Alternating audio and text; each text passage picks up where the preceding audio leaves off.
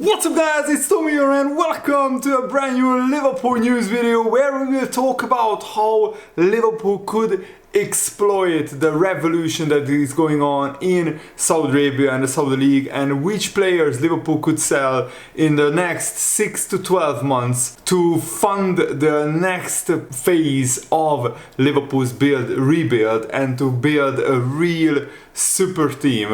Not of course as expensive as Chelsea's or Man United's or Man City's squad, but Liverpool, if we could get the right kind of money for the right kind of players that we could sell to Saudi Arabia in January and next summer. And of course that includes potentially selling Mo Salah as well, because the rumor is after Al Ittihad had a £150 million offer rejected for Salah in the summer, that they will be back in the January transfer window with a potentially even a £200 million offer. Let me know, would you take that in the January transfer window? And it will be even harder and harder to resist these bids because Salah will be away at the Africa Cup of Nations. In this video we will talk about all that, and we will talk about Trent Alexander-Arnold's potential contract extension and also all the latest Liverpool FC news and all the brand new information that you need to know ahead of this great week of Champions League and Europa League football. Liverpool play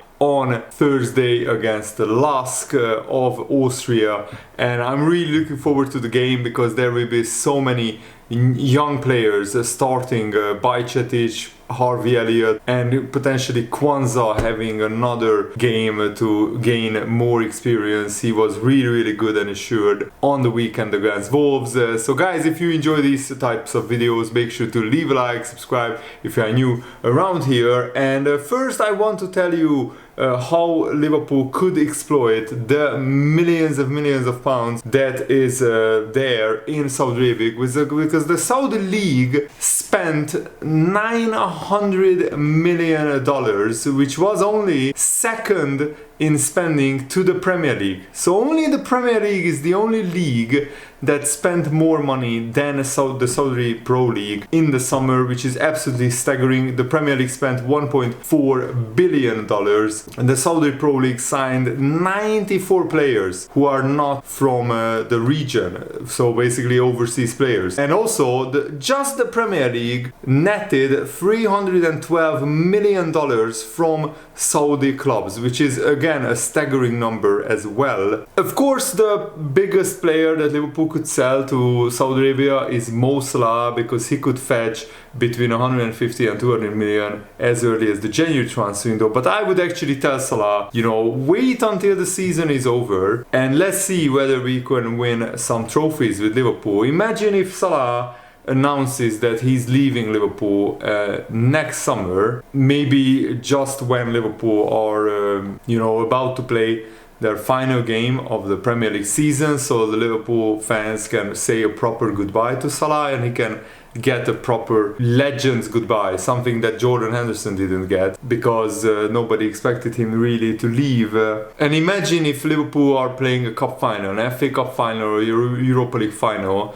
and Salah could win a trophy with the last game of his Liverpool career. I think that would be a fitting send-off, even though I don't really want Salah to leave Liverpool. Of course, with this crazy money floating around, and also it doesn't look like Salah is going to extend his Liverpool contract. For Liverpool, it makes perfect sense to sell him with 1 year left on his contract next summer for a huge 150 or 200 million pounds. But there are other senior Liverpool players who are on big contracts and who could fetch a really good transfer fee from Saudi Arabia, because they are not really that attractive to European clubs because they have pretty high contracts.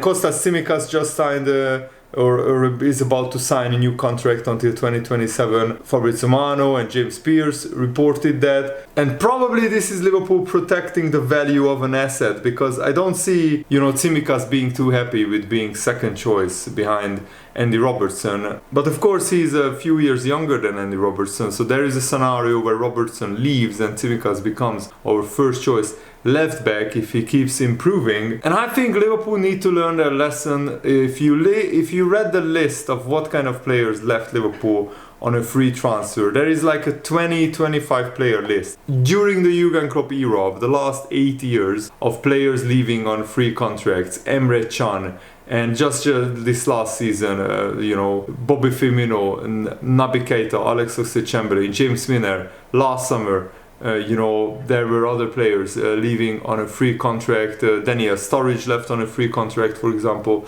as well, and loads of other players, Divock Origi as well. So if a Saudi club is interested in Tsimikas, we could sell him for 20-25 million, and that adds to that 150 million pounds that we could potentially get for Mo Salah. Joe Gomez is another player that probably in the next year, if he doesn't improve drastically and dramatically, then he might be sold as well.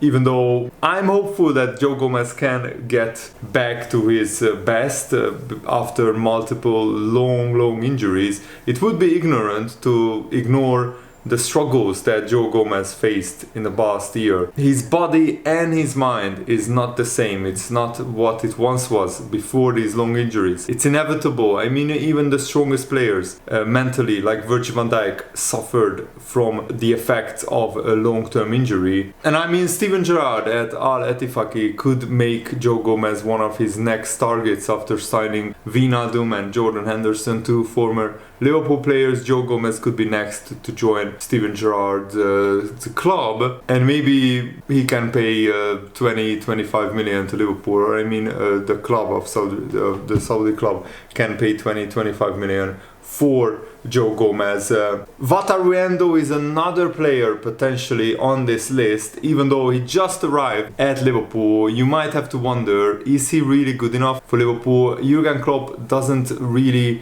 want to throw him in at the deep end. Probably he will start against Lask, but if he doesn't, I worry how much Jurgen Klopp trusts him. Maybe his signing was reactionary a little bit to losing out on Caicedo and Lavia, and there is a scenario if Wataru Endo has a failed season at Liverpool. Of course, I don't want to write him off this early, but if Endo has a failed season, Liverpool could put him on the transfer list, and Saudi Arabian clubs could come in and maybe pay 10-15 million for Endo, and if we just recoup the money that we paid for him 1 or 2 years after we signed him, that's a solid piece of business as well. And of course, with Joel Matip and Thiago definitely leaving at the end of the season, Liverpool definitely need to sign another 3 or 4 players next summer, and players who are better than these kind of players who are leaving. And I think Liverpool absolutely nailed the transfer market in terms of the midfield rebuild. I think it is not spoken enough how Liverpool and Jurgen Klopp transformed their midfield and pretty much changed their whole midfield in one transfer window, which is pretty much unprecedented. Liverpool have a brand new midfield of McAllister, Szoboszlai, Endo and Gravenberch, instead of Fabinho, Henderson, Naby Keita, Oxlade-Chamberlain, James Milner. We lost 5 midfielders, we brought 4 in, and Liverpool are very close to the top of the Premier League. So this midfield rebuild and this complete change in midfield was very risky strategy, but it looks like Jurgen Klopp absolutely nailed it and Liverpool absolutely nailed it. Imagine if we could do this with the defense as well. Imagine if we could sell Joe Gomez for 20-25 million. Matip is leaving at the end of this season. Konate and Van Dijk are 2 great defenders, but imagine if we could sign 2 more brilliant defenders as well. And Harvey Elliot gave an absolutely brilliant interview about Mo Salah. He said Mo Salah is an unbelievable guy, an unbelievable player, and he wants Mo Salah to retire at Liverpool, Harvey Elliot, which is brilliant, and I want the same as well, and I think many Liverpool fans want Mo Salah to retire at Liverpool.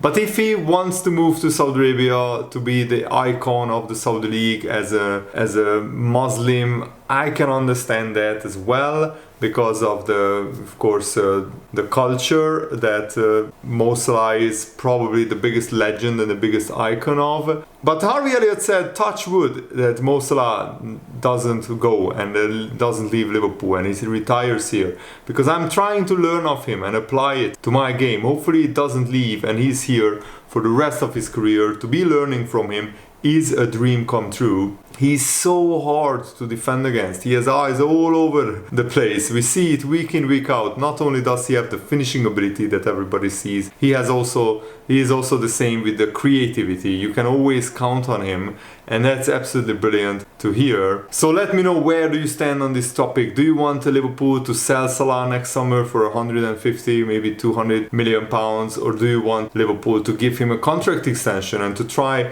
to keep him until he's 34, 35, 36, until he potentially retires at Liverpool, so he can break more records and more brilliant accolades? And it's amazing that even though Harvey Elliot is still a young player, he's now acting like a senior professional who helps younger players settle into the squad. He said this about Gerald Kwanzaa, for example. The squad depth is a lot better and a lot bigger now, and younger players are stepping up now, like Jarrod Kwanzaa, who made his first start for Liverpool, and he was unbelievable. There are players coming through from everywhere. I want to help the players coming up the same way I was helped by the senior players around me. You know, they took me under their wing. That's exactly what I'm trying to do with the younger ones now. I'm trying to be there if anyone need me to speak to and bet them into the group. It's not always easy coming up from the academy and into the first team, but I want to be that person that they can go to and speak to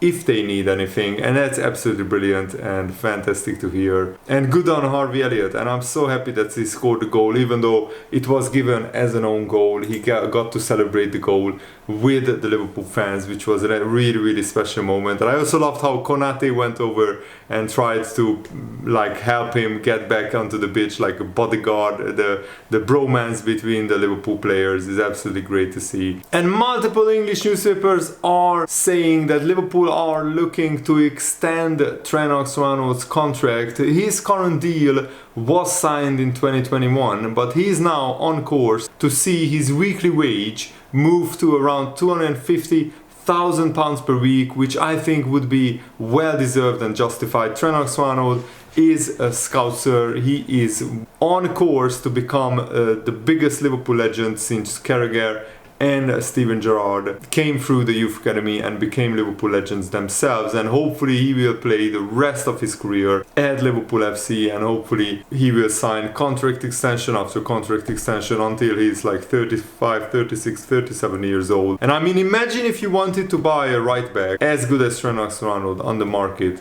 By the way, there is none who are as good as him. Maybe Joao Cancelo comes maybe a little bit close to him, but he's not even as good as Trent Alexander-Arnold in my opinion. But a right back like that would cost 70, 80, maybe 100 million pounds. So Liverpool absolutely doing the right thing to try and extend Trent Alexander-Arnold's contract. Of course, the newspapers are saying Barcelona, Real Madrid are interested in Trent Alexander-Arnold, but he is set to commit his long-term future, and his current deal expires in 2025, so he has only 2 years left on his contract. So it's really important that Liverpool extend his contract during the season, so when we arrive to next summer, we want to avoid speculation of will Trent stay at Liverpool or will he leave? Because when players have just 1 year left on their contracts, the media frenzy starts going and they start speculating about Trent Alexander-Arnold potentially leaving the club. And did you hear this crazy statistic? Of all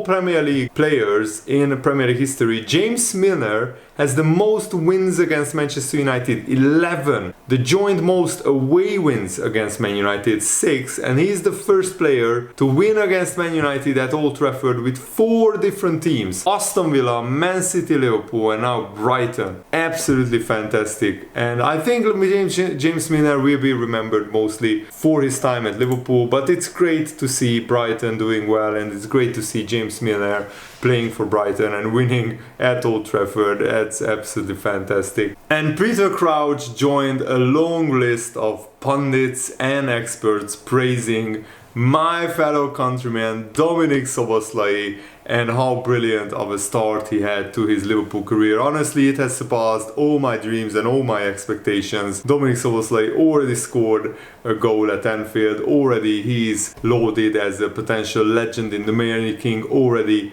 he's one of the best and most important players for Liverpool, and honestly he has started his Liverpool career absolutely brilliantly. Peter Crouch said, I love Szoboszlai. I'm jumping right on the bandwagon. Obviously, I've got a lot of Liverpool fans as friends and a lot of Scousers still in the family as well, and they absolutely loved him. By the way, educate your fellow Liverpool fans. It's not Szoboszlai, the correct name pronunciation. It's Szoboszlai. Szoboszlai, not Szoboszlai. That's the correct pronunciation. Szoboszlai. That's how Hungarians pronounce Szoboszlai's name, just for your information, and educate your fellow Liverpool and football fans about the correct pronunciation.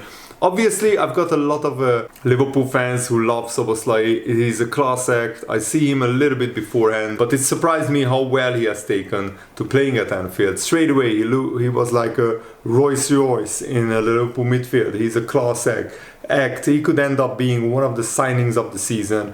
He's that good. And I agree, and I was very, very confident that Szoboszlai would fit in well at Liverpool, because I know Liverpool's midfield problems from last season, and Szoboszlai is exactly the kind of player that was missing from the Liverpool midfield. Pretty much for years, to be honest. Since Coutinho was sold, Liverpool didn't have this brilliant midfielder. And even since Steven Gerrard left Liverpool didn't have an all-action, really, really awesome box-to-box goal-scoring midfielder who has the physicality to play in a variety of positions like Szoboszlai. He's exactly the kind of signing that Liverpool needed, and I'm so happy that he is a Liverpool player. And I'm really looking forward to the midweek Champions League games, because there are so many blockbuster games. I really hope that Bayern Munich absolutely wipe the floor with Man United, and of course there will be, the group of AC Milan, Paris Saint-Germain, Dortmund and Newcastle. There will be cracking games in that group as well. Arsenal, PSV Eindhoven is a game I'm looking forward to. Two very attacking teams. And of course I'm looking forward to Liverpool playing in the Europa League group stages, and of course the young players getting chances to shine will be very, very good. I hope Bando and Bajcetic gets a run out, and hopefully Thiago comes back fit, and he should be a good, really, really good addition for Liverpool once he comes back fit. And that's it for today's video. I hope you guys enjoyed it. Thanks for watching. Have a nice day. See you later. Goodbye.